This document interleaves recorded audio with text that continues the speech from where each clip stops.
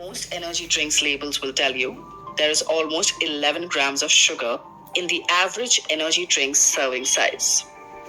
This is in addition to the caffeine, taurine, vitamin B12, and a host of other ingredients.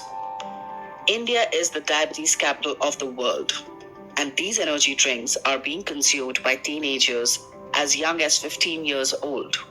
Well, I'm starting to see why some consumers may prefer that sudden jolt of energy which these drinks provide. It's also making me wonder, how do these ingredients impact our bodies on a long-term basis?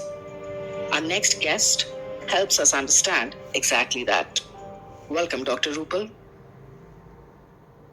Let's start with the basic one. Why are youngsters taking to this product like fish to the water? Like, why are they making this mistake? Is this just like the novelty of something new, or is this like a replacement for Pepsi and Coke? What is happening? First of all, there's lack of knowledge. They know that there is caffeine, they know it, but the effect of caffeine, they don't know the effect of sugar and the effect of all the other stimulants. So young adults and youngsters, they don't understand the repercussion of taking all this, the mixture of this liquid. They feel that, oh, it's going to give me more energy, it's going to stimulate my mind, it's going to help me focus. And I'm an IT Bombay professor, so I know we're quite rampant in our institute too, It's really important for young adults and teenagers specifically to understand the complications of this product. They understand just a short action of this product, but they don't understand the long effects it may have on their body, on their brain, on their mind, pretty much everything. Could you please walk us through what are the primary ingredients in an energy drink and how does it impact the body? So first and foremost, basically these are caffeinated beverages, and that's what they call energy drinks. So it has substantial amount of caffeine, not only substantial amount of caffeine, but these are loaded with sugars. Some of these products have almost 54 grams in 500 ml. So if what is literally like, I would say almost 12 to 13 teaspoon of sugar, can you imagine? In 500 ml of product. So if you have 250 ml, right there you're getting 6 teaspoons. Now, can you imagine putting 6 teaspoons of sugar in a coffee? We would never do that, right? I would say that sugar is toxin. What we are focusing is on caffeine, but sugar is another pretty significant molecule which can have effect right away as well as in the future. Some of the products, they say low sugar products, but they have aspartame. Those are sweeteners, artificial sweeteners, and many of the sweeteners are banned in many of these countries because they are carcinogenic. And another thing which sugar does, sugar is very addicting. It's basically directly stimulates dopamine. So that's why these drinks are so addicting. Like once you start, basically it's very difficult to stop it. It's literally like cocaine or nicotine. Then they have other stimulants. So some of the other stimulants are like, for example, taurine and carnitine and guarana. These are all basically legal stimulant actually.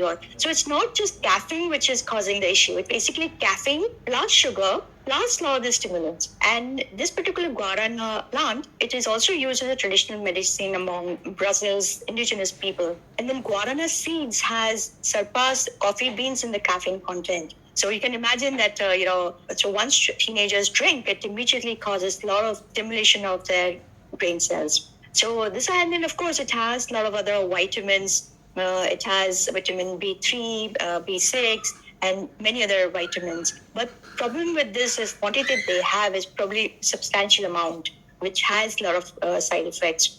Doctor, could you tell us how do they impact the body in the long run?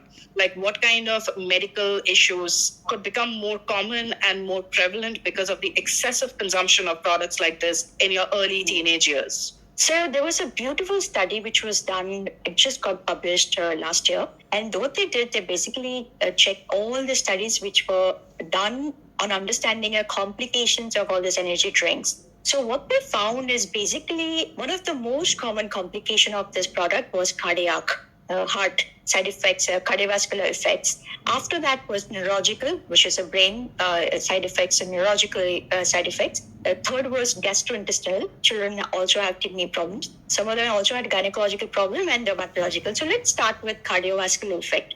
So what it does, it increases your heart rate. once you have increase in heart rate, it will increase your blood pressure. It will increase your arrhythmia. So arrhythmia means the abnormal rhythm of your heart. Second one is neurological effects. So in neurological effects, what happens is as soon as people drink it, they may have anxiety. So in this study, basically 40% of those patients who had neurological complications, 40% of them had psychosis. Okay, so that's one of the most common issue. Now I'll come to GI effect. So in gastrointestinal, what it does basically, it can cause liver injury. So that is pretty significant actually. So 41% patient who had gastrointestinal complication had hepatitis, which is injury to liver. And I think it's important that students as well as young adults need to understand that it comes with a lot of repercussion, and it's not just immediate complication, but it's some of them are long term. And one more thing I wanted to mention, Shabri, it's not just an ingredient. It has colors, it has preservatives.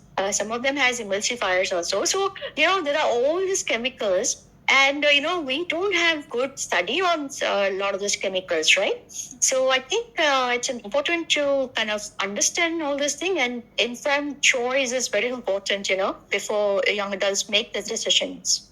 Just to clarify for our listeners, when you say issues in young adults, how early on in their age did the findings say that this issue started showing up?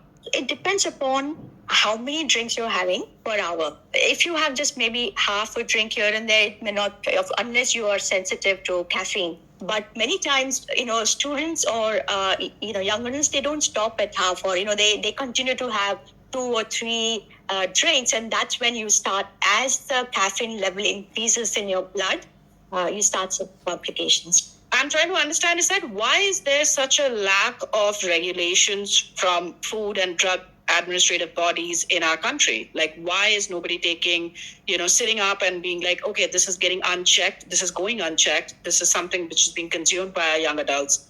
Why are there any safety regulations around it? So, main thing is, a lot of these corporates, especially big food, big pharma, they sit whenever their policies being made. They have a lot of influence. They have huge lobby because they have a lot of money. And that is, I think, one of the most common cause, because as doctors, as working in this field for so many years, we try to push government to have restriction on sugar, restriction on a lot of this product, but it's very difficult to infiltrate. You know what I mean? And the other thing is also, these companies, they pay a lot, crazy amounts to sports people, to our actors and actresses to promote these products. I mean, we have to really literally fight, as an activist, to tell even one of the most famous actor not to promote Horlicks or not to promote any of those energy drink for young children.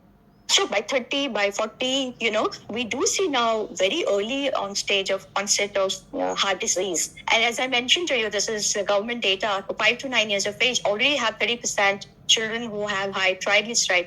It will not leave anybody, and hopefully they will have that responsibility and not promote this kind of very detrimental products.